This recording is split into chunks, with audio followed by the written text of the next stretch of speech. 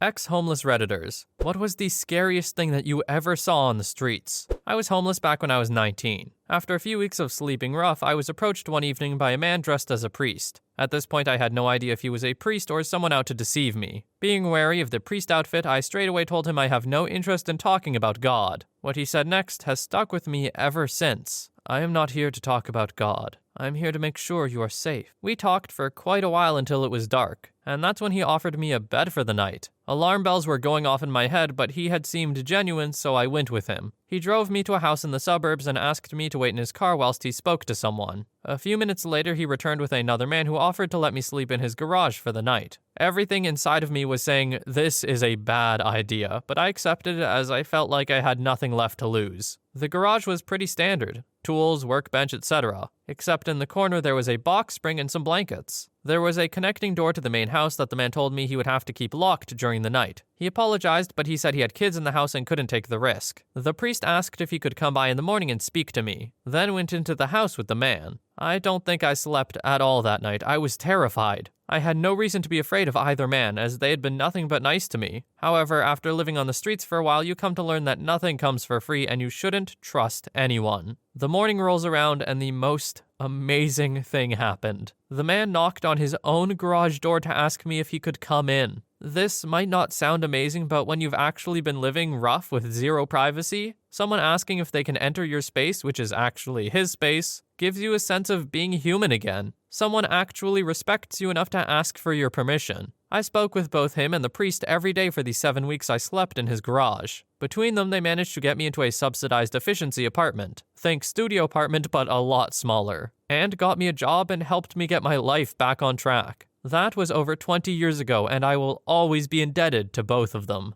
I still send Christmas cards to the man whose garage was my home and visited him 2 years ago for Thanksgiving. Sadly, the priest passed away a few years back, but I guarantee that if there was a heaven, he got fast-tracked in. I have a feeling a lot of the stories we're going to read here are not going to be the happiest. So to start out with such a heartwarming one, I feel incredibly lucky. For the rest though, everyone strap in and get ready.